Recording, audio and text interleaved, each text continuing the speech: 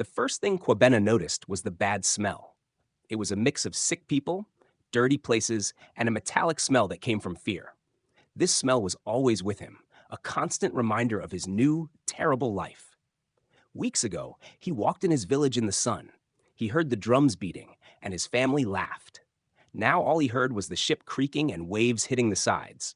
People groaned because they were dying. He was no longer Quabena, a free man. He was cargo, like goods to be sold, with no name, no respect, no future. The metal chains on his hands and feet felt cold and hard. Every time the ship rocked, he felt sick. His body, which used to be strong, was getting weak from not eating or drinking enough. He closed his eyes, trying to picture his mother's face, trying to remember the good smells of his home. But even those memories were fading, replaced by the dark, heavy present. Across the small, stuffy space, a pair of eyes looked at his. They belonged to a woman. Her skin was a rich brown, and her eyes were wide and bright, full of pain just like his. This was a Benny. He didn't know her name then or where she came from. Her face was dirty, and her hair was messy. But even in this terrible place, she had a strong, defiant look. She was from the Yoruba people. He could tell by the faint marks on her face. Her people and his were different, but their pain was the same. They spoke different languages. He couldn't understand her words, but they shared the same fear and loss. This silent connection, a short moment of understanding, meant everything. It was a quiet question, a plea for help, a promise to stay alive together. Days blurred into weeks. The ship rocked all the time. Sometimes they were pulled onto the deck for a short time, forced to dance for the sailors' fun. Always, there was a deep, constant hunger. The air below deck was thick with sickness and sadness. Dead people were thrown into the ocean without a word.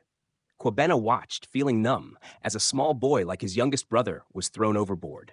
Each death made the small hope he held on to shrink. He tried to remember the stories of his elders, tales of being strong and of spirits guiding the living. But the constant rocking, the cold, the hunger made his mind dull. Still, whenever he could, he would look for a Benny. Sometimes she stared blankly at the wooden floor, lost in her own suffering. Other times her eyes would find his. In that silent look, a spark passed between them. Not hope, but a shared will to survive. A quiet refusal to be treated like animals. Abeni, too, was haunted by the picture of her village burning, the screams of her family as they were taken. She had been picking yams when the attackers came. Her mother's last words, a warning to run, still echoed in her ears. She ran, fell, and was caught.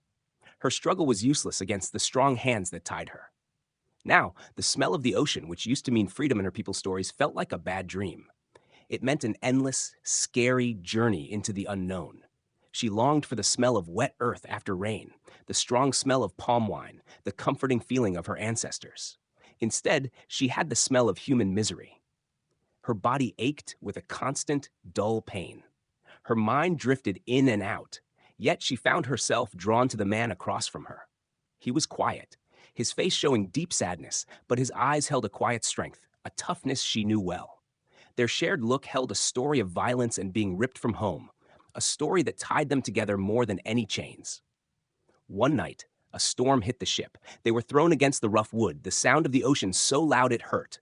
Raw, deep fear took hold of everyone. Abeni, despite her own terror, reached out. Her hand found Quabena's. His hand, rough and strong, held hers. It was a silent agreement in the chaos. No words were needed. The touch was enough. It was like a lifeline in the darkness, a promise that even when facing death, they were not truly alone. When the storm finally quieted, leaving a shaky silence, their hands slowly, unwillingly let go. But the connection made in that moment, under the angry sea, would tie them together forever. They were no longer just two people taken from their homes. They were two souls, lost but connected, facing a scary future together. Their silent understanding was a small, strong light in the overwhelming darkness. The trip was almost over, and a new, equally scary chapter was about to begin. The first breath of fresh air on solid ground was a shock, a sudden, dizzy feeling after weeks of old, foul air. But it wasn't the sweet, wet air of home. It was heavy with the smell of pine trees, wet dirt, and a hidden current of fear. Getting off the ship was harsh. They were pulled out, blinking in the bright sunlight, their weak bodies hurting with every step. The port was a noisy place, full of shouts, curses, and the clanging of chains. Men with hard, cold faces poked at them, looked them over like they were animals, their eyes showing no kindness. Quabena quickly looked for Abeni among the scared crowd. He saw her, her face pale under the layers of dirt, her eyes wide with fear and a hint of anger. For a moment, their eyes met, a quiet question passing between them. Are we really here? Is this the end? The auction block was a terrible place where they were treated like nothing. One by one, they were shown off, stripped naked, their muscles poked, their teeth checked. Quabena stood tall, even though his legs shook. He refused to look at the people bidding, holding on to the last bit of his dignity. He heard the rough voices, the fast bidding, the sharp sound of the auctioneer's hammer.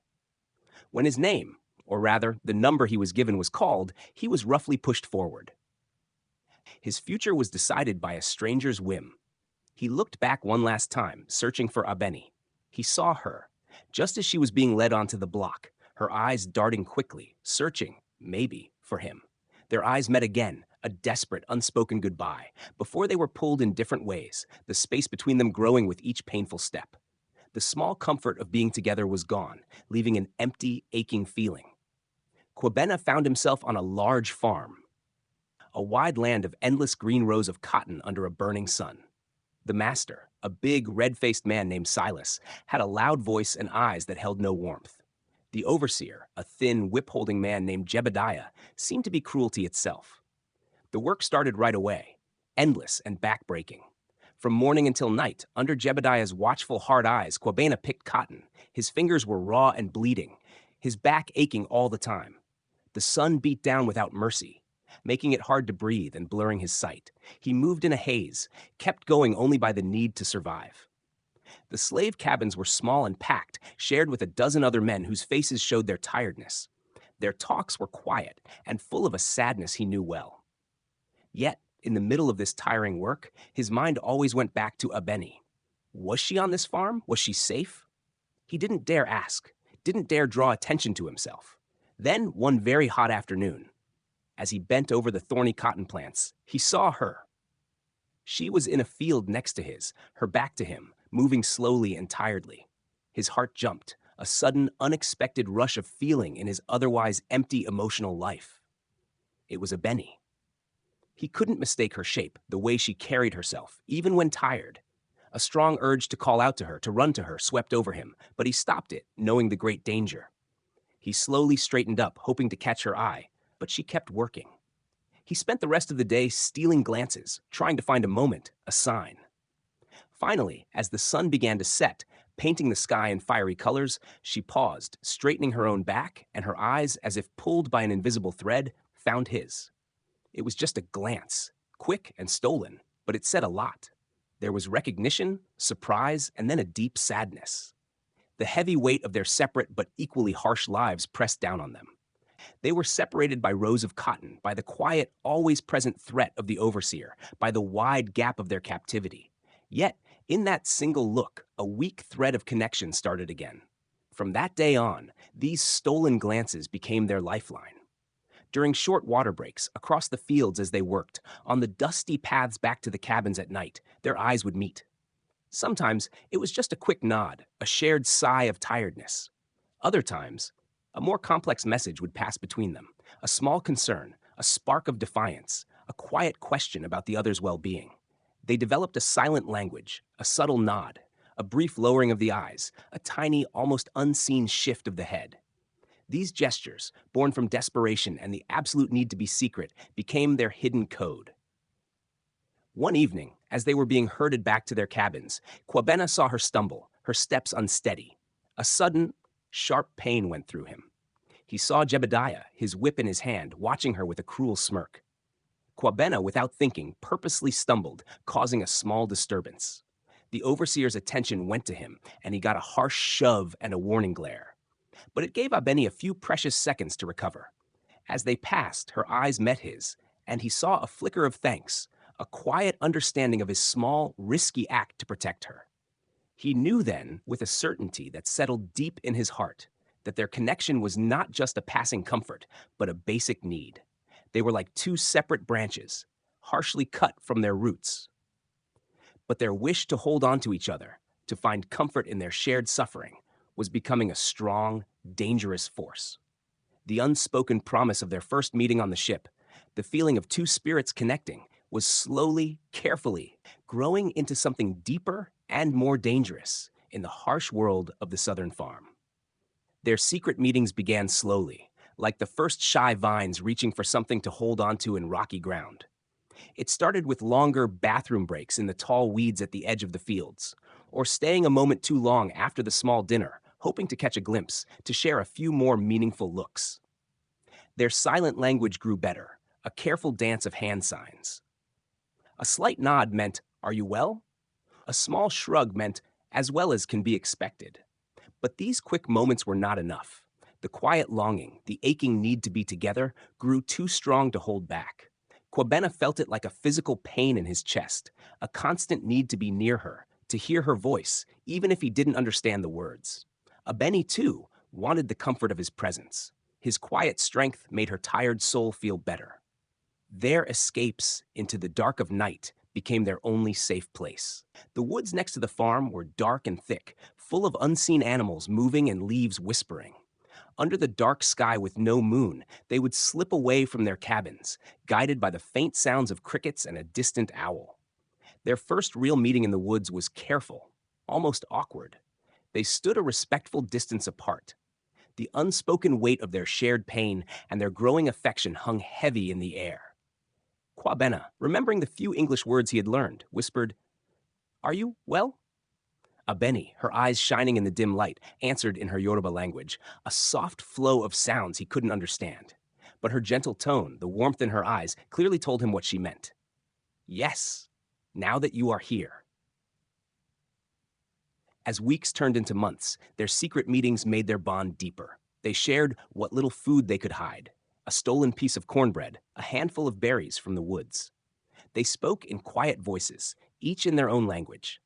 It was a strange, beautiful song of sounds that went beyond words.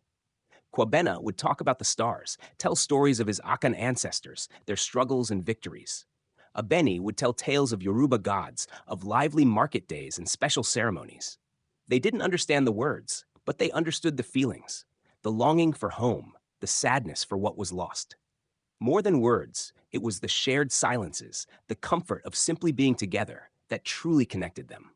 They would sit close, not touching, but the air between them vibrated with a quiet closeness.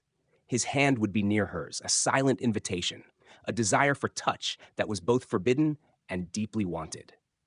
The night their hands finally met was a very important moment. They were sitting by a small stream, the moonlight shining through the leaves.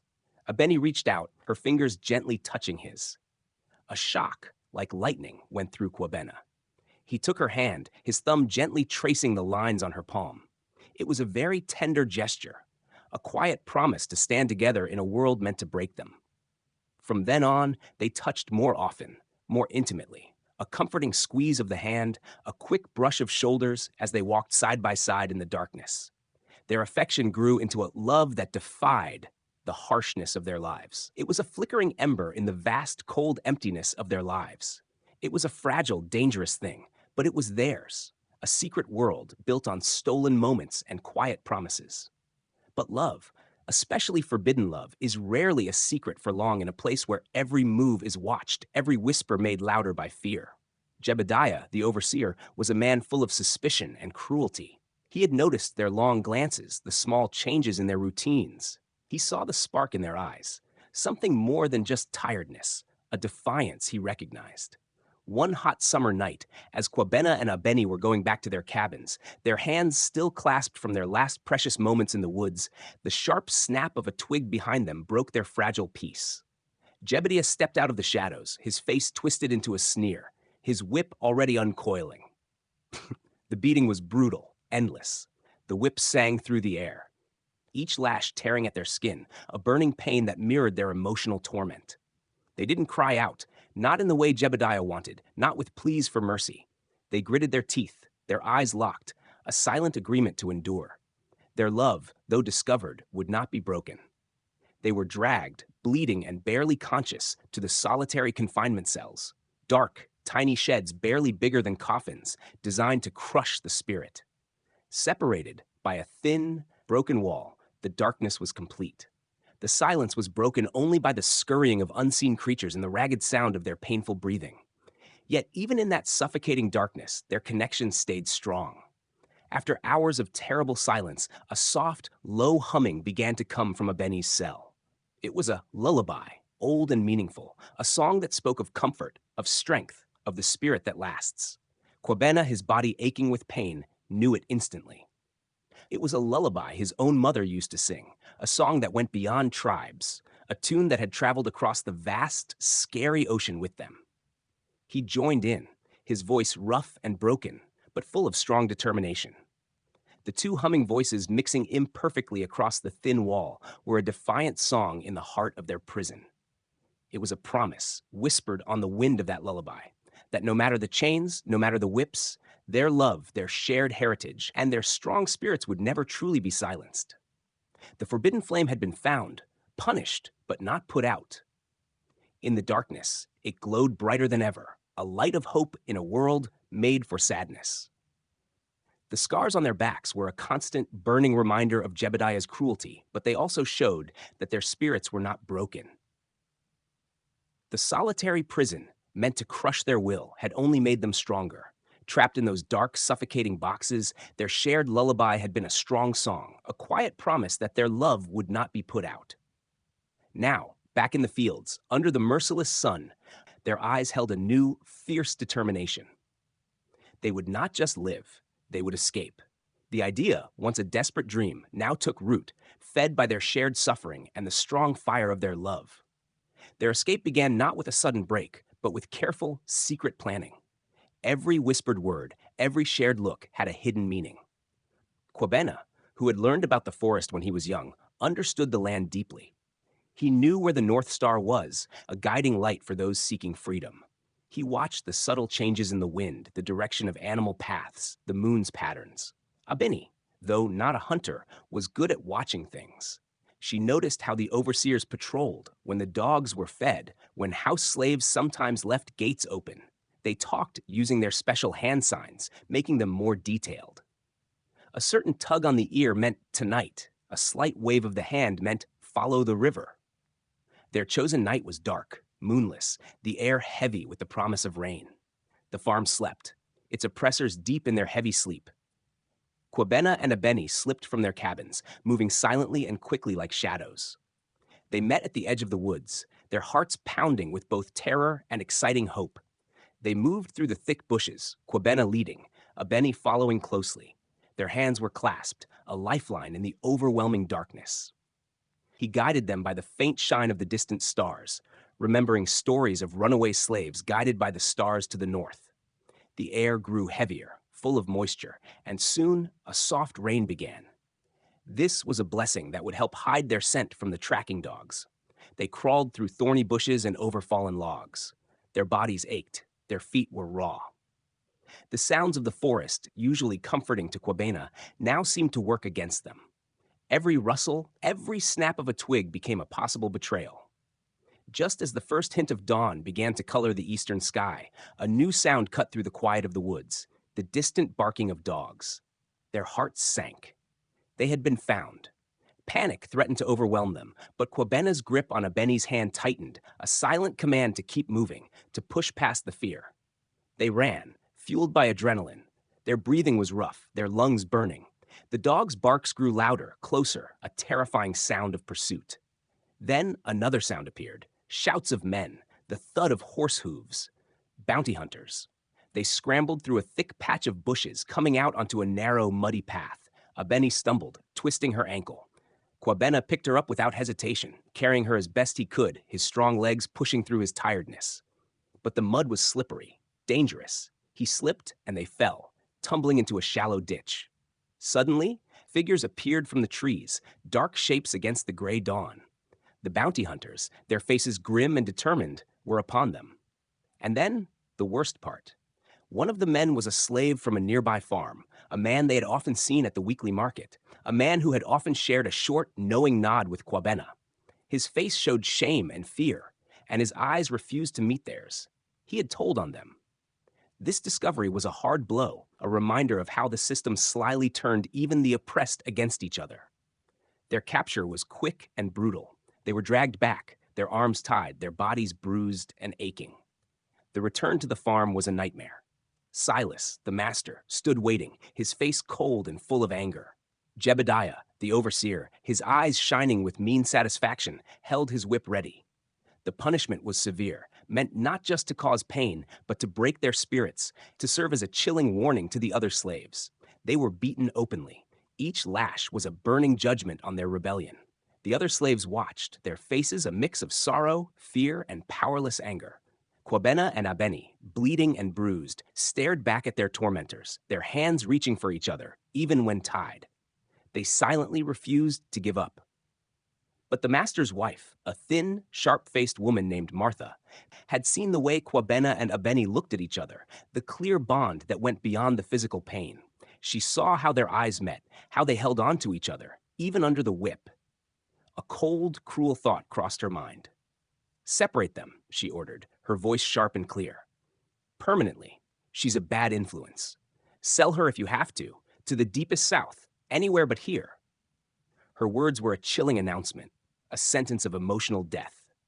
The idea of being separated forever, of losing the only comfort they had found, was a pain far deeper than any whip could cause.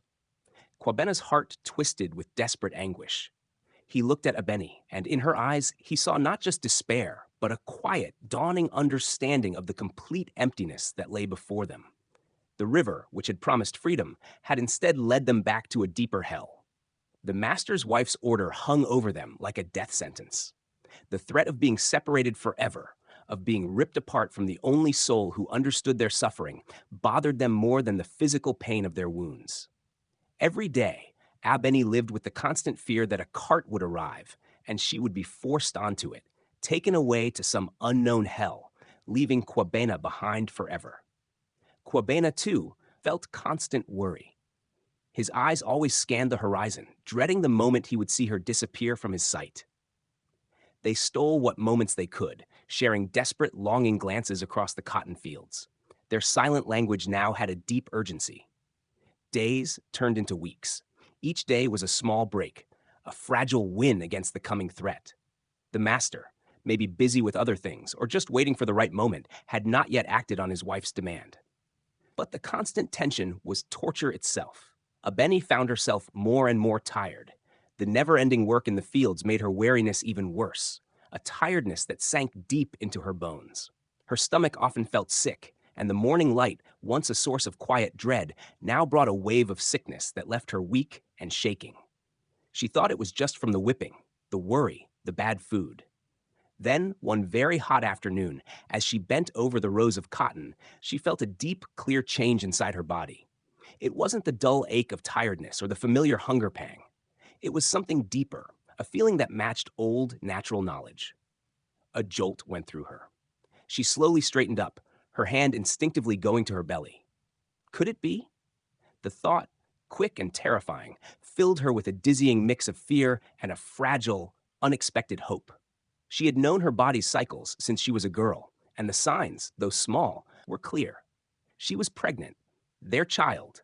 The news was overwhelming. In this brutal world, where life was cheap and joy a far-off memory, a new life, their life, was growing inside her. The news had to reach Kwabena. That evening, in the dark, she managed a short, secret meeting with him.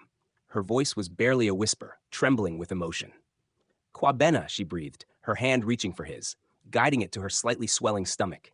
He felt the soft curve, the warmth under her worn dress.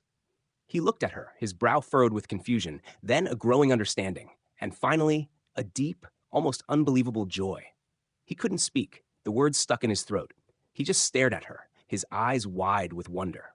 Then slowly, a bright smile spread across his face, changing his tired features. This child, their child, was a defiant act of creation in a world made to destroy. It was a real part of their love, a living proof of their lasting connection. It was hope, fragile but fierce, in a landscape of sadness. They held each other close. Their silent hug said a lot. The immediate fear of being separated, though still there, was for a moment overshadowed by this amazing news. This child was their future, a tiny spark of light against the overwhelming darkness. They began to whisper promises to the unborn child, promises to protect it, dreams of a freedom they might never know but would fight for fiercely for their child's sake. They imagined a life for this child, not tied by chains, but free, walking under a kind sun, knowing love and dignity. Abeni's pregnancy was not easy. The constant work, the small amounts of food, the constant fear took their toll. She grew thin, her strength lessening, but a fierce mother's instinct burned inside her, pushing her on. Kwabena, though he couldn't physically ease her burden, watched over her with strong devotion. He tried to do more of her work when Jebediah wasn't looking. He brought her tiny, carefully hidden parts of his own food, offering quiet comfort with a touch, a glance. The other enslaved people, who had secretly watched the growing love between Kwabena and Abeni, offered small acts of kindness, a sympathetic look, a shared moment of rest, a quiet word of encouragement. They also saw the deep meaning of this new life, a symbol of hope not just for Kwabena and Abeni, but for all the enslaved people. The day came, as all days do, when Abeni could no longer work. The pains began in the field, sharp and never-ending. The other women quickly gathered around her, hiding her from the overseer's view as best they could. She was taken back to her cramped cabin. Kwabena waited anxiously outside, his heart pounding with a mix of terror and eager expectation. The sounds from inside, Abeni's cries, the quiet voices of the women, filled him with unbearable tension. Hours later, a new sound pierced the night, a tiny, fragile cry. A baby, their baby, a girl. She was small but perfectly formed. Her skin was the color of warm honey, her tiny fists opening and closing. They named her Sade, a Yoruba name meaning crown or honor. It was a defiant statement of her worth in a world that would deny it. Kwabena was allowed a short, precious moment to hold his daughter. His heart swelled with an overwhelming love he hadn't known was possible. He traced her tiny fingers, felt the softness of her hair, and a deep feeling of wanting to protect her washed over him. This child was their lasting memory, their hope, a tiny flicker of light that promised to burn brightly. But the light was quickly, brutally put out. News of the birth reached Martha, the master's wife, as fast as a snake's strike. Her earlier order, seemingly forgotten, came back with new anger. A slave child meant more mouths to feed, more possible defiance. And this child, born from forbidden love, was an insult to her power. Within days, before Abeni had even fully recovered, before Kwabena had truly memorized the feel of his daughter in his arms, the master made his move. A man from a nearby farm, a rich, very cruel planter from the next town, arrived. His eyes were cold and judging. The deal was made quickly, without feeling, a trade of flesh and blood. Sade was sold. The womb of hope had given birth to a scream of despair.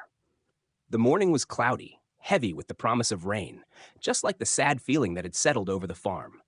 Abeni, still weak from giving birth, sat on the rough floor of her cabin, nursing Sade. Her heart was full of a fragile, almost too much joy. The tiny bundle in her arms was her whole world, a defiant miracle born from love and challenge. Kwabena had managed to sneak in for a few precious minutes before dawn. His eyes were full of love for his daughter, and his hand gently stroked Abeni's hair. They had whispered promises to Sade, dreams of a future where she would be free, a future they now fiercely believed they had to fight for, because of her. Then the cabin door burst open. Two big men, with unfamiliar faces and cold, emotionless eyes, stood in the dim light. Behind them was Silas, the master, his face showing no feeling. Abeni's breath caught in her throat. Her blood ran cold. She knew. She clutched Sade tighter, her body shaking violently. "The child," Silas commanded, his voice flat, showing no human kindness. "She's been sold." Abeni's mind spun. No, not her baby. Not Sade. "No," she screamed, a raw, deep sound that tore from her very soul, echoing through the small cabin. Her arms tightened around Sade, her mother's instinct to protect her overwhelming all reason. The two men moved forward, their movements quick and practiced. Abeni fought back with a fierce strength she didn't know she had, scratching, biting, kicking, like a mother animal protecting her young. But she was weak, still recovering, and they were strong, determined. They tore Sade from her arms. The baby's tiny, confused cries mixed with Abeni's agonizing screams. Her screams, raw and piercing, filled the fields. It was a primal sound of great pain that carried on the damp air, reaching Kwabena where he worked in the cotton rows. He knew her voice. He had never heard it like this before, a sound that spoke of unimaginable pain. His heart seized in his chest. He knew, with a terrifying certainty, what was happening. He dropped his hoe, his eyes fixed on the distant cabins, and began to run. His legs pumped, muscles burning, driven by a desperate, all-consuming need to reach her, to protect them. The other enslaved people paused in their work, their faces showing horror, their hands clenched, feeling helpless. They too knew what that scream meant. Kwabena burst into the cabin, seeing the men dragging a struggling Abeni away, her arms reaching desperately for the cart where Sade, now crying loudly, was being placed. "No!" Kwabena roared, a guttural sound of pure anger and despair. He threw himself at the men, a whirlwind of furious punches. His love for Abeni and his daughter changed him into a basic, powerful force. He landed a punch that sent one man falling, then tackled the other. It was a desperate, brave fight against too many enemies. But Silas, cold and clever, had expected such a reaction. Jebediah, the overseer, had been waiting, his whip already whistling through the air. The first lash hit Kwabena across the back, a searing pain that stunned him for a moment. But he wouldn't stop. He fought on, fueled by a ferocious, protective rage. His eyes were locked on the tiny, disappearing figure of his daughter on the cart. He heard Abeni's renewed screams, her voice cracking with agony as she was dragged away, still fighting, still calling out for Sade. He managed to land another punch, but then the whips came down, a barrage of terrible hits from Jebediah and the other men who had been called back. He was outnumbered, overwhelmed, beaten terribly until his body collapsed, a broken heap on the dirt floor. The last thing he saw before darkness took him was the cart, disappearing over the hill, carrying his daughter away, forever. He lay there, barely awake, the taste of blood in his mouth. The world spun in and out of focus. Abeni's screams, Sade's cries, echoed in his mind, a tormenting song of loss. When he finally stirred, his body a map of throbbing pain, he found himself being dragged. He was too weak to resist, too broken to care. He vaguely felt the rough hands, the cold, wet dirt beneath him. He was thrown into the pit, a dark, damp hole used for the worst punishments, a place made for despair. And then, another body was thrown in beside him, landing with a soft thud. Abeni. She was broken too. Her body shook with sobs, her face stained with tears and dirt. They lay there in the suffocating darkness, their fresh wounds burning, their hearts shattered. The rain began to fall, a cold, endless downpour that mirrored the tears they couldn't stop. It seeped into the pit, mixing with their blood, washing over their broken bodies. Their hands, almost without thinking, found each other in the darkness, clutching desperately, a silent anchor in their shared deep sadness. "She's gone," Abeni whispered, her voice rough and broken. "Our Sade? Gone." Kwabena squeezed her hand, tears silently running down his dirty face. "We will find her," he promised, his voice hoarse with pain and anger. "We will find her, or we will die trying, but we will die free. Together." Abeni looked at him, her eyes shining with a fierce, strong resolve that went beyond her sadness. The loss of Sade had ripped something vital from them, leaving a terrible emptiness. But it had also made them stronger. There was nothing left to lose.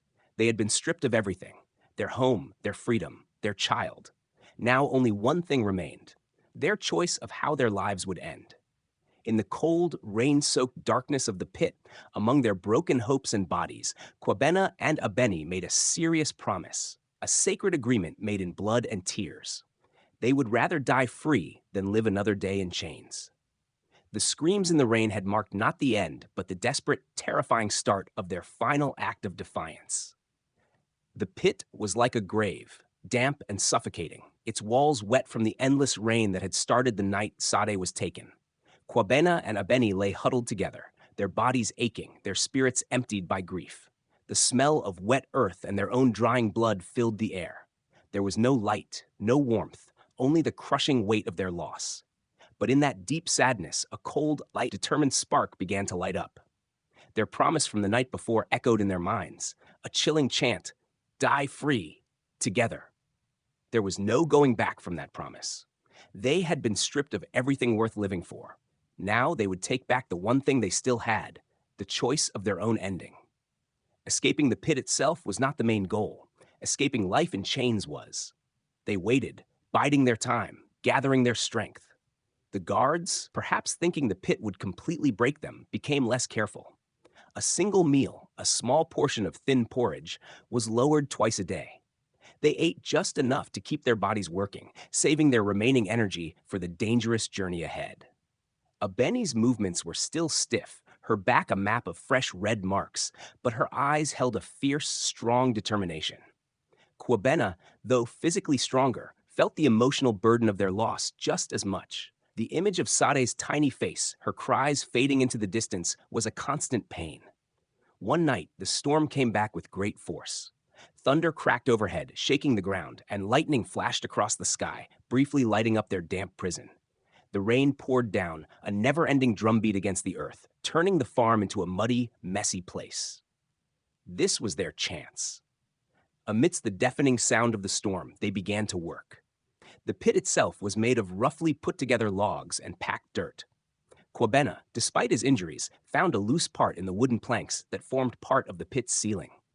With great effort, his muscles screaming in protest, he pushed and pulled, slowly making the gap wider. Abeni, though weaker, helped as much as she could, clearing away loose dirt, whispering words of encouragement. Finally, with a groan of stretching wood, a part of the ceiling gave way. Cold, wet air rushed in, carrying the smell of rain and damp earth. They pulled themselves out, their bodies protesting every move, their faces grim with determination. The farm was a swirling blur of rain and wind. Trees thrashed wildly, the sound of the wind howling through their branches like a wild scream. The slave cabins were dark and silent, the people inside likely huddled, seeking shelter from the storm.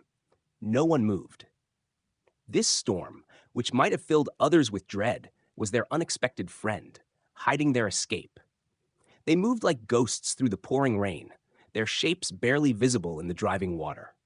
They didn't head for the North Star this time. Their destination was clear, etched into their very being. The river. The same river that had stopped their previous escape. The river that had promised freedom only to lead them back to despair would now be their final safe place. They walked hand in hand, their fingers intertwined, showing their unbreakable bond. The journey was hard. The ground was slick with mud, their bare feet sinking with every step. Branches, torn by the wind, hit their faces. But they pushed on, their eyes fixed on the unseen destination, their hearts beating a shared rhythm of resolve. The river, when they reached it, was a raging torrent, swollen and powerful. Its dark surface churned under the stormy sky.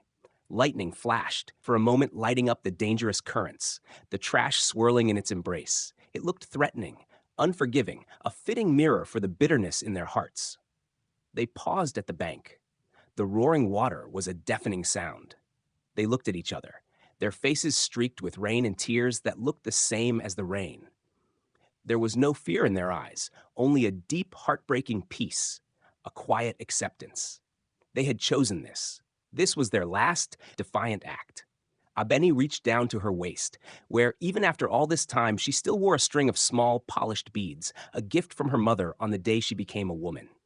They were a symbol of her heritage, who she was, something she had held onto through every horror. She unclasped them, her fingers shaking slightly. "For Sade," she whispered, her voice barely heard over the storm. "So she knows we were here. So she knows we chose freedom." She dropped them into Kwabena's hand, a silent passing of hope, a plea for remembrance. He closed his fingers around them, a promise in his touch. Then, together, hand in hand, they walked into the churning waters.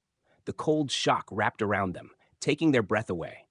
The current immediately pulled at them, strong and relentless, pulling them deeper into its embrace. They did not fight it. They leaned into it, welcoming its cold final embrace. The sky, full of angry clouds, felt strangely close. The distant stars, if they existed behind the storm, were now truly drowned. Their forms were swallowed by the wild river, carried away by the uncaring currents. Two souls finally found freedom in the depths. Back on the farm, as the storm slowly ended and the first pale light of dawn touched the sky, a growing unease spread among the enslaved people. Word of the empty pit, the broken ceiling, quickly spread. They knew. They understood the desperate choice Kwabena and Abeni had made. A search party was quietly put together, not by the master or the overseer, but by those who loved them, who understood their pain. They searched the riverbanks, their hearts heavy with dread and a deep respect for the defiant act. Hours later, as the sun finally broke through the clouds, casting long shadows, a small, sad group found something caught on a gnarled root near the river's edge. It was a string of beads, small and polished, clearly Abeni's. They held them, a silent proof of a love that would not be chained, a lasting memory born from sacrifice. The river had taken them, but in their final act, Kwabena and Abeni had truly become free. 17 years. 17 years had passed like the never-ending flow of the river. It carried away the immediate sadness, but left a deep, lasting ache in the minds of the enslaved people. On the farm where she had been sold as a baby, the child called Sade had grown into a woman. Her name, a whisper from a forgotten language, meaning crown or honor, felt both like a cruel joke and a future burden. She was beautiful, her skin the color of warm copper, her eyes a deep, smart brown like a forest stream. And she was clever. Her mind was sharp, taking in everything, a quiet watcher of the small cruelties and tiny acts of defiance that made up life on the farm. Sade had grown up in hardship, of course. Her earliest memories were of the endless sun beating down on the cotton fields, the sting of the overseer's whip, the constant gnawing hunger. She learned to pick cotton before she learned to read. Her small fingers quickly became good at the thorny job. She learned to keep her head down, to pretend to be obedient, to make herself invisible to the cruel master and his equally cruel family. But under that quiet outside, a fiery spirit burned. She watched, she listened, she absorbed. The stories came to her in quiet whispers, passed down from the older slaves like precious, forbidden treasures. Auntie May, her unofficial guardian, a woman with eyes that had seen too much and a heart that still held great kindness, was the first to tell her. As Sade grew, these stories became clearer, more detailed, like pieces of a sad puzzle slowly fitting together. They spoke of a man, Kwabena, strong and proud, with eyes that held the wisdom of old people. They spoke of a woman, Abeni, fiercely beautiful, her spirit unbroken even in chains. They spoke of a love that overcame all problems, a love that grew in the middle of deep sadness. Auntie May would tell her about their first meeting on the ship, the silent understanding that passed between them. She'd tell the tale of their forbidden love, stolen moments in the woods, their voices mixing in a shared lullaby that crossed tribal lines. And then the horror of her birth, the crushing sadness of their capture, and the final agonizing betrayal of her being torn from her mother's arms. Sade would listen, her young heart tightening with a pain that wasn't her own, yet felt deeply hers. She learned of her parents' desperate escape to the river, their final defiant choice. The story of the beads found on the riverbank, Abeni's last message, became a sacred symbol, a quiet challenge.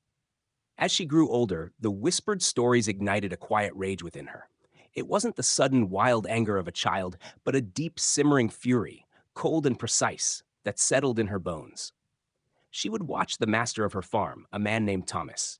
He was a crude, greedy man with a cruel streak as deep as his hunger for money. He owned her. He owned her future, or so he thought. But the stories of her parents, their strength, their bravery, had planted a seed of rebellion within her, a fierce longing for justice.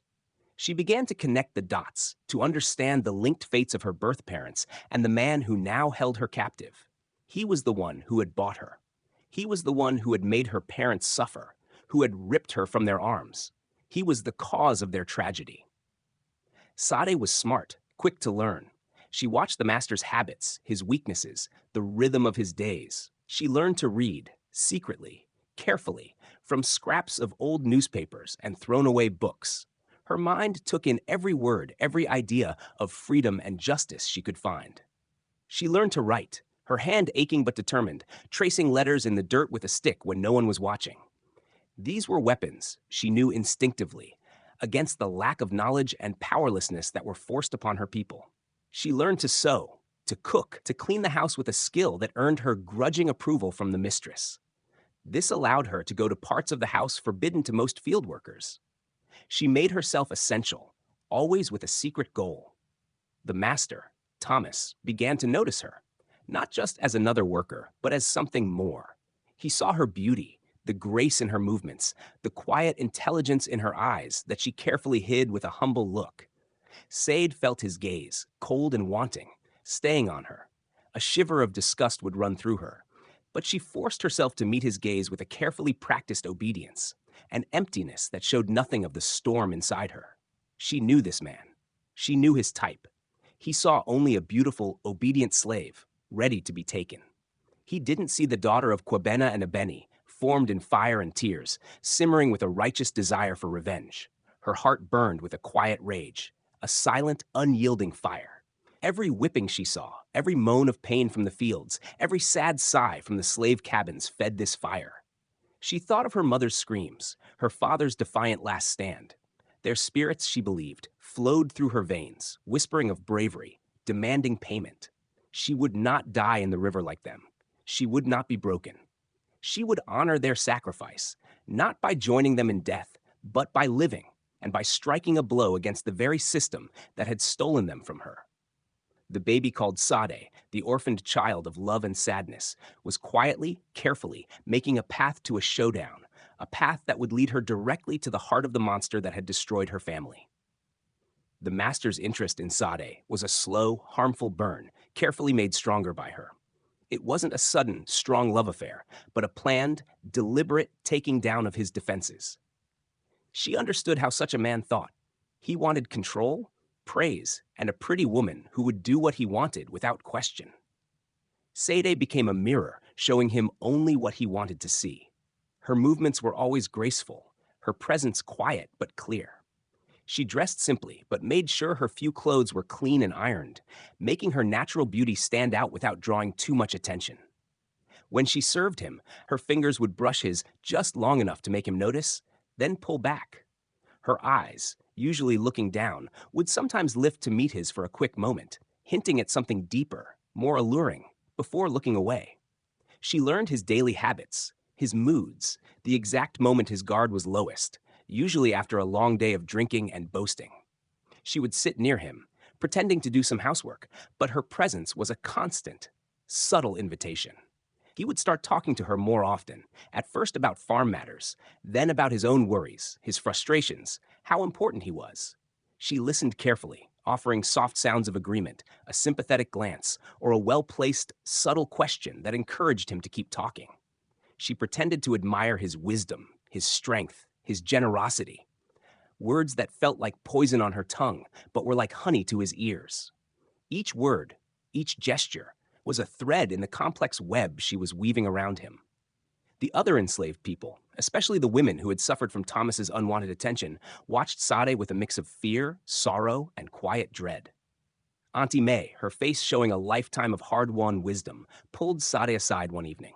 Her voice was quiet, her eyes full of pain. "Sade," she warned, "you're playing with fire, child. This man, he will burn you. He will break you, just like he did the others." Other women nodded, their faces grim, sharing their own painful stories in veiled terms. "He takes what he wants," one whispered, "and leaves you empty." They tried to make her understand the sure heartbreak, the dishonor, the breaking of spirit that came with such a relationship. They urged her to resist, to find ways to avoid his attention, even if it meant harder work in the fields. But Sade listened with a calm look. Her inner determination was unshakable. She knew the dangers. She knew the physical and emotional cost. But the memory of her parents, her mother's screams echoing in her mind, the image of her father's broken body, fueled her purpose. "I know, Auntie," she would say softly, her voice calm. "But I have a path." She couldn't reveal her true plans yet. The risk was too great. She had to let them believe what they would, even if it meant bearing their pity, their warnings, their silent judgments. Their understanding would come, in time. She began to spend her evenings in the master's study, pretending to help with his records or organize his papers. He would sit, watching her, his gaze growing heavier, more possessive. He would offer her wine, the good wine, not the watered-down drink for the house slaves. She would sip it carefully, her mind clear, her senses sharp. He began to touch her, at first a casual brush of his hand on her arm, then a lingering touch on her back as she bent to pick something up. She would flinch slightly, just enough to seem modest, but not enough to make him stop. Her pretended unwillingness only made him want her more. He saw it as a challenge, something to conquer, a fresh spirit to break. The seduction was a slow, painful dance for Sade, a performance of deeply hurting herself. Every smile she offered, every soft word she spoke, was a betrayal of her true self, a careful move in a deadly game. She allowed him to believe he was charming her, winning her over. She let him see a quick moment of weakness, a hint of loneliness that he, in his pride, believed only he could fill. She played the part of the blossoming flower, slowly opening under his supposed kindness. But in reality, she was a coiled snake, ready to strike. His demands grew bolder, his touches more persistent. Sade moved through these dangerous waters with the skill of a seasoned sailor. She understood that rushing the process would make him suspicious, or worse, lead to a strike that was too early and useless. She wanted him completely helpless, caught in his own desires and relaxed state. She allowed herself to be won over, slowly, unwillingly, playing the role of a woman finally giving in to a powerful man's charm. He became obsessed, convinced he had found a rare jewel, and a slave who truly understood him, who was devoted to him. He showed her off quietly, hinting to his friends about his new prize, enjoying their envy. His pride grew, his guard dropping further with each passing week. He told her his secrets, sharing his cruel plans for the farm, his casual disregard for human life. He spoke of his past, of the slaves he had broken, the families he had separated. He even, in a moment of drunken boldness, told the story of the defiant couple from 17 years ago, a story he clearly remembered with satisfaction. He spoke of how he had dealt with their rebellious spirit, selling their child to teach them a lesson. He laughed, a harsh, rough sound, at their desperate attempt to escape in the river. He saw no connection, no irony. He saw only his power, his victory. Sade listened, her face showing no emotion, her hands clenched beneath the folds of her dress. Each word was a new spark to the fire of her revenge, making her more determined. The serpent was seducing himself, and Sade, the patient, calculating serpent herself, was ready to strike. The long night of reckoning was near. The night arrived, humid and heavy, the air filled with a quiet tension that only Sade could feel. Thomas, the master, had gone to his rich bedroom, full from a big dinner and several glasses of brandy. He expected Sade to join him, as she had done more and more often in recent weeks, showing what he thought was his victory. He lay back against the soft pillows, a pleased smirk on his face, not knowing the storm building in the quiet, graceful woman who now entered his room. Sade moved with almost no sound, her bare feet making no noise on the shiny wooden floor. Her heart pounded against her ribs, a fast drumbeat of eager expectation and fear, but her face was calm. She walked to the bed, her hands carrying a tray with a final glass of brandy, his usual drink before bed. Her gaze, usually looking down, now held a cool, steady intensity. Thomas reached for the glass, his eyes half closed in lazy contentment. As he took a long drink, Sade's hand, quick and precise, moved to the side of the bed. From beneath the folds of her dress, she pulled out thin, braided ropes she had carefully made over weeks from found fibers. Before he could react, before the brandy could fully settle in his stomach, she moved. Her movements were practiced, smooth, born from desperate need and years of simmering anger. She had watched his heavy, slow movements, his most helpless moments. With surprising strength, she threw her weight across him, pushing him down. Her knee was firmly on his chest. The brandy glass clattered to the floor, spilling across the expensive rug. Thomas let out a surprised grunt, his eyes snapping open, confused for a moment. But before he could fully understand, before he could make a sound, Sade skillfully tied his wrists and ankles to the bedposts, pulling the ropes tight. He thrashed, grunted, his face twisted in shock and drunken anger, but his large size worked against him, making him clumsy and useless. Once he was tied, completely helpless, Sade stood back. Her chest heaved, but her eyes burned with a fierce light. The mask of obedience, the carefully built act, fell away, showing the raw, strong anger beneath. Thomas stared at her, his face pale, his breath coming in rough gasps. He tried to speak, but only a choked sound came out. He had never seen her like this. The woman he thought he owned, the woman he believed he had tamed, was a stranger, a powerful force. Sade walked to the small table by the bed, her movements careful. From under a folded napkin, she pulled out a dagger. It was not a grand weapon, but a small, sharp blade, sharpened very well. It shone dangerously in the faint moonlight coming through the window. Thomas's eyes widened. Fear, cold and clear, finally replaced his drunken state. What, what is this? He gasped, his voice shaking. What do you want? Say walked to the bed again, her steps slow, measured. Each step was a step closer to the final showdown. She leaned over him, her voice low, full of a power he had never heard. Her voice carried the weight of generations of suffering. You ask what I want? She whispered, her gaze piercing him. I want what you took from me, from my mother, from my father. His face, already pale, turned deathly white. He looked at her, truly looked at her, perhaps for the first time. A flicker of dawning horror crossed his face. Who are you? He stammered, his mind racing through the faces of his slaves, trying to place her, to understand. Said's eyes, burning with a righteous anger, held his. My name is Sade, she said, her voice clear and strong, cutting through the silence of the room. I am the daughter of Kwabena and Abeni, the baby you tore from my mother's arms 17 years ago. His eyes widened in recognition. A chilling memory came up from the depths of his arrogant mind. The defiant couple, the baby he had sold, thinking he had crushed their spirit. The blood drained from his face, leaving it sickly pale. He opened his mouth to speak, but no words came out. Do you remember their screams? Sadi continued, her voice rising now, echoing the raw pain of her mother. Do you remember my mother's screams as you ripped me from her arms? Do you remember my father's tears as he fought you, bleeding and broken, because of your cruelty? Her voice was like a whip, hitting his conscience, forcing him to face the terrible things he had done. You celebrated their sadness. You thought you had won. You thought you had broken them. But you forgot one thing, Master Thomas. You forgot their child. She raised the dagger. The moonlight caught its shiny surface. Thomas's eyes darted quickly, desperately, pleadingly. His mouth opened, but only a choked, guttural sound came out. He finally understood how wrong he had been, the deadly flaw in his easy comfort. He saw not an obedient slave, but a seeking justice angel, shaped by the very fires of his own cruelty. Said's arm was steady, unmoving.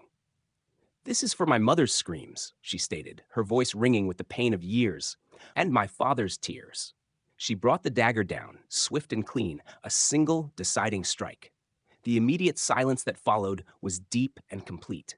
The serpent, caught in its own web of desire and pride, was finally silenced. The night of reckoning had arrived, and justice, long delayed, had been delivered. The silence in the master's bedroom was complete, broken only by Sade's quick breaths and the frantic pounding of her own heart. The dagger, still held in her hand, felt strangely light, yet heavy with the weight of generations of suffering. Thomas lay still, his eyes wide and unseeing. The proud look was gone from his face, replaced by a lasting frozen horror. It was done. The impossible had been achieved. The serpent was dead. There was no joy, no triumph, only a deep, cold sense of grim satisfaction. The blood on her hands was not just his, it was the blood of her ancestors, finally paid back. She moved quickly now, her movements efficient and exact. She cleaned the dagger on the master's silk sheets, then carefully hid it away under her dress. She loosened the ropes on his wrists and ankles, making it look as if he had been attacked by someone unknown, a desperate act by a scared slave caught stealing, or maybe a rival farmer seeking revenge. She pulled a few small, unimportant trinkets from his dresser, scattering them around the room to make the robbery story seem more real. Every detail had been carefully planned. As she slipped out of the master's house, the night air, humid and still, felt different, lighter, as if the very air had lost a heavy burden. Her prearranged meeting point was a cluster of old oak trees at the very edge of the woods. It was a place where enslaved people gathered in secret for quiet talks, a place hidden from the master's view. As she approached, she saw their shadowy figures appear from the darkness. It was a small group of trusted people who had helped her plan, who had believed in her, even when they didn't fully understand. Auntie May was there, her face a mix of fear and a dawning, fierce pride. Several strong younger men, whose families had also suffered under Thomas's cruelty, stood ready, their eyes gleaming with anticipation. They had heard the muffled sounds from the master's house, the short struggle, the sudden eerie silence. They knew. When Sade appeared, her face clear in the pre-dawn gloom, her eyes blazing with a fierce light, a silent understanding passed between them. No words were needed. She simply nodded, a single, decisive movement that said everything. The master was dead. The news, shared in quiet, urgent whispers, spread like wildfire through the slave quarters. A ripple of shock, then disbelief, then a wave of excitement. Fear was still present, a cold hand clutching at their hearts, but it was quickly replaced by a surge of defiant hope. The impossible had happened. Their oppressor was gone. Under Sade's calm guidance, the trusted slaves moved with purpose. They avoided the quarters, knowing that many enslaved people, trained by years of fear, would still be slow to join a full rebellion. Their target was the symbol of their oppression, the main house. They gathered torches, bundles of dry straw, and jugs of lamp oil, all carefully prepared and hidden in the days leading up to this night. The master's house, a grand, impressive building, stood as a silhouette against the brightening sky, a monument to greed and tyranny. Sade led them. Her steps were purposeful, her heart filled not with hatred, but with a cold, clear determination. This was not just about revenge, it was about freedom. She remembered her parents' broken bodies, their desperate promise to die free. This was for them. This was for every scream, every tear, every whiplash. The fire began quickly, fed by the oil and the dry wood of the old house. Flames leaped, eager and hungry, licking at the walls, devouring the rich furniture, the symbols of their torment. The smoke billowed, thick and black, carrying the scent of burning wood and the sharp smell of payback. The crackle of the fire, once a sound of fear for them, now became a triumphant roar, a song of release. Soon, the entire house was swallowed, a blazing inferno that lit up the pre-dawn sky, casting dancing shadows across the fields. The light was visible for miles around, a beacon of rebellion that would warn neighboring farms, signaling a new, terrifying dawn. The other enslaved people, drawn by the sight, emerged from their cabins, their faces lit by the dancing flames, their eyes wide with a mix of terror and wonder. A few, made bolder by the sight, began to chant, a low, rhythmic hum that grew louder, more defiant. Sade watched the inferno, her face showing no emotion, but her eyes held a deep, quiet satisfaction. This was the beginning, not just the end of one tyrant, but the beginning of their fight for true freedom. This was the fire that would clean, that would make new, that would forge a new path. She knew the fight ahead would be long, brutal, and full of danger. The authorities would come. There would be punishments. But a line had been crossed, an irreversible step taken. The taste of blood for blood was bitter, but it was also the taste of a growing revolution. She turned to the small group of trusted allies, her eyes sweeping over their determined faces. "This is just the start," she said, her voice clear and strong over the roar of the flames. "We fight now, for all of us." And in the fiery glow of the burning house, the rebellion truly began.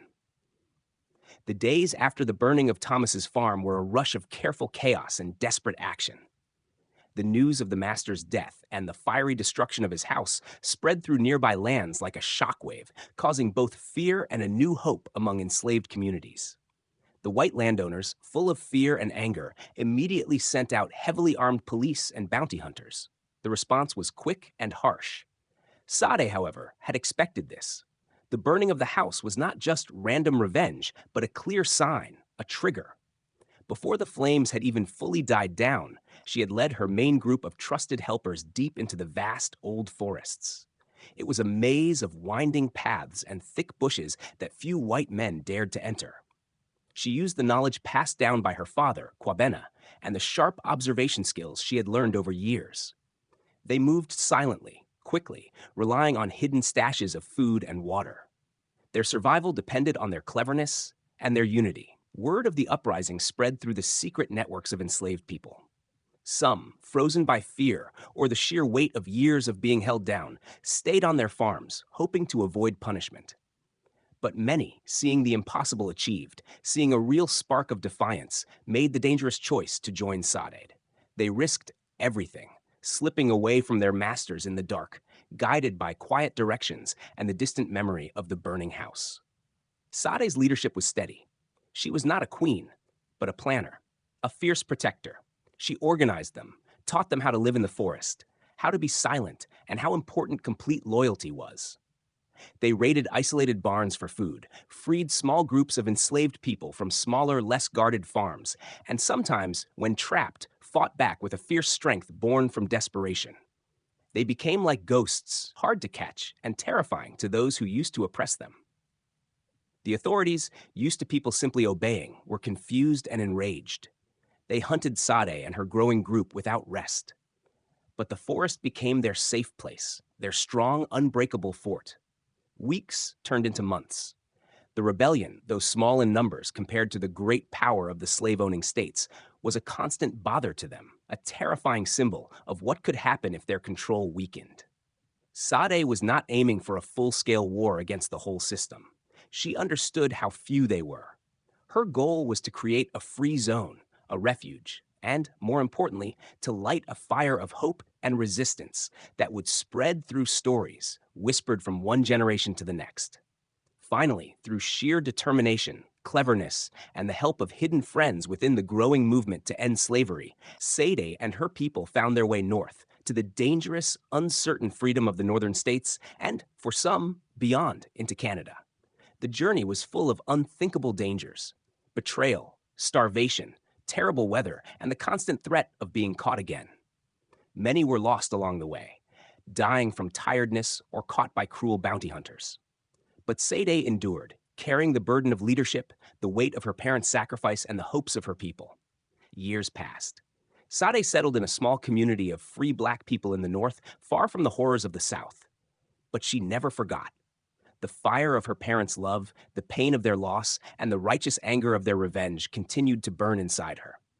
She worked tirelessly, not in cotton fields, but in the new movement to end slavery. She spoke in quiet gatherings. Her voice, once soft and shy, was now strong and clear, telling about the terrible things of slavery.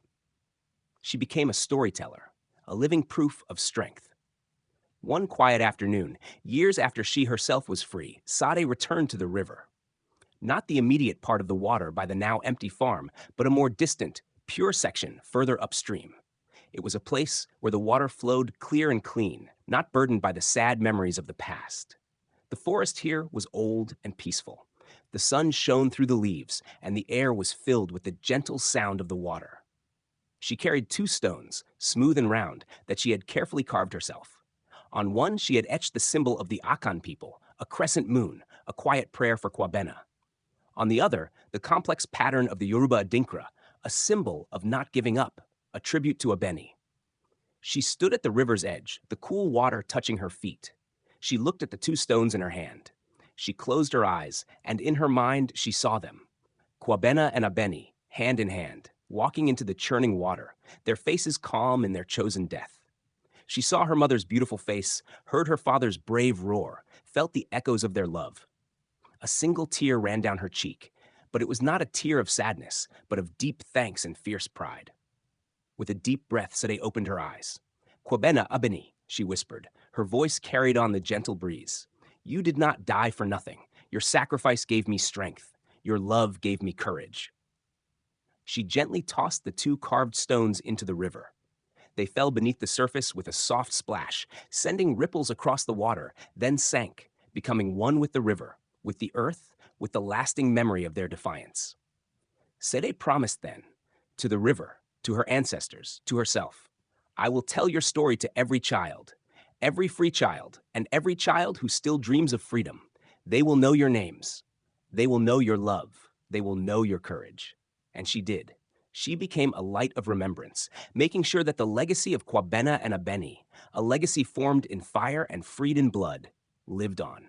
Their pain had not been for nothing. From their sacrifice, from their strong love, Sade had built a future not just for herself, but for many generations to come, a legacy of courage, love, and the endless search for freedom. The river flowed on, carrying their story, an eternal proof to 2 souls who chose defiance over sadness, whose love became the very root of freedom.